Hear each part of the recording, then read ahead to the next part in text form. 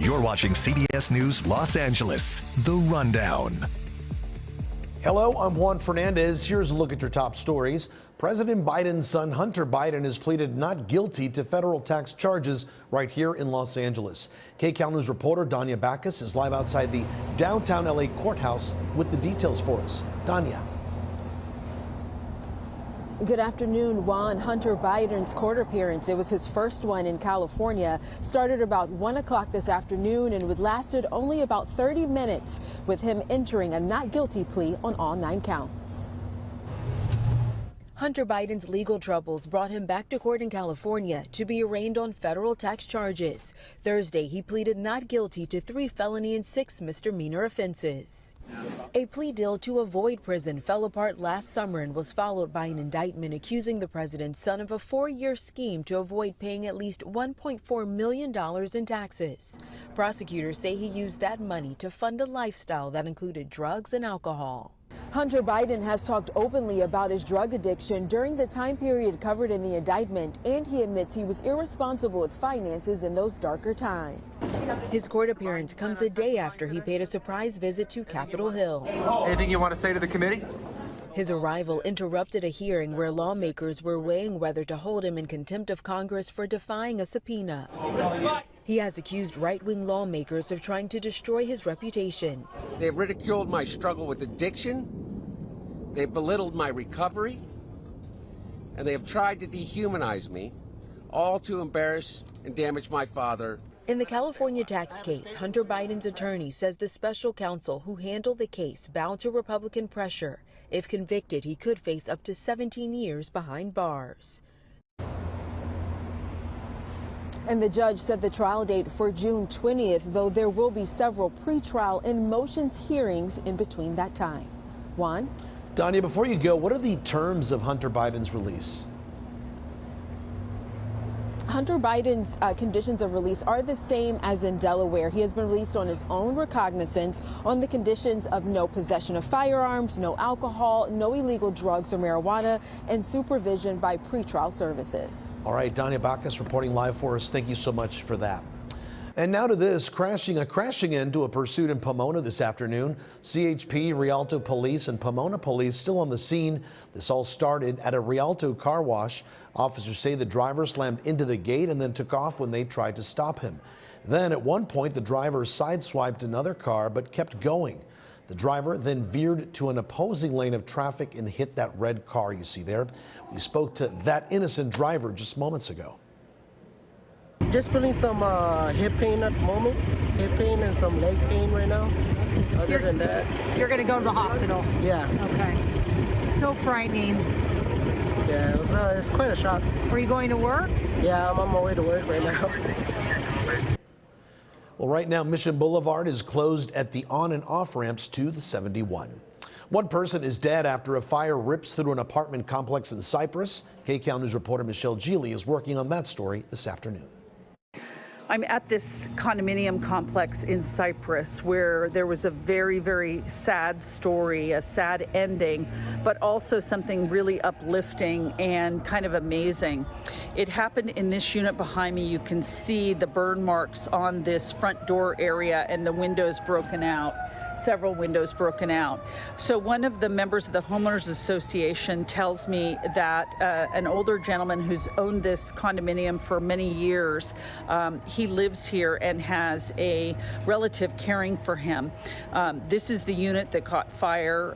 Officials aren't confirming yet who died inside this morning around 9:15, but what we know is that one of the neighbors upstairs here ran out with a fire extinguisher to help, and then from seemingly out of nowhere, coming from this direction, would have been some cleaning ladies who were working in the condominium complex. There was a woman who was trapped inside one of the bedrooms. Apparently there were flames by the front door and she couldn't get out. So these cleaning ladies were being told bashed out the glass using their equipment. Someone said that one of them used a broom, which meant that the woman who was trapped inside could get out safely. So this is what we're working on, gathering interviews and trying to get the full story here. All right, we will talk to Michelle Moore at 4. Turning now to the weather, high winds are whipping through our region. Here's a live look at Malibu, which got some of the strongest gust peaks, but it won't be for much longer. KCAL News meteorologist Marina Jurica has your next weather. Hi, Marina. Hi, Juan. Well, it is improving, which is the direction we want to head into for sure. And the sunshine is helping those afternoon temperatures feel a little bit better as those winds slowly start to calm down. 63 degrees in Santa Monica right now, only 5 to 10 mile per hour winds, much better from the 30 to 35 mile per hour winds we woke up to earlier today. So we are seeing this afternoon those strongest winds moving out. Still a little bit breezy, but overall vast improvements from earlier and overnight. Now the mountains are still staying quite windy with wind gusts of up to 60 miles per hour. So blowing snow has been a huge issue, especially in Big Bear and portions of the Sierra Nevada. So be cognizant of that if you're going up higher than 4,000 feet. More cold nights, so we're not going to get rid of those. We're going to actually continue to chisel away. Once a cold front passes through, that cold air advection really has to settle into the area. And because of that, that cold air mass will take about 48 hours before it's got that full effect. So it's going to be chilly tonight, but the coldest morning will actually come as we head into Saturday. But if you like warmer weather, a milder pattern is coming in starting next week. So that I'll show you here on the extended in just a few minutes. But Big Bear, 62 mile per hour peak wind gust earlier today. Malibu Hills 59, Santa Clarita 57, 43 in Long Beach and 40 in Banning. So the bulk of it has now moved off. Mountains still seeing those wind gusts about 40 to 60, so be careful there. But the rest of us are breathing a collective sigh of relief as things are quieting down on the wind front. So temperatures for this afternoon are looking pretty good because of that sunshine. 64 in downtown LA, 55 in Santa Clarita. We've got 58 in Simi Valley, 62 in Malibu, 58 in Laguna Beach, 63 in Fullerton, and 59 in San Bernardino. And then here we come tonight. It's going to be cool. But imagine chiseling another 5 or 6 degrees off of these temperatures as we move into the next 48 hours. So we're going to need those winter coats for sure. 43 in Malibu tonight, 41 in Burbank, 27 in Palmdale, 37 in Chino, 39 in San Bernardino,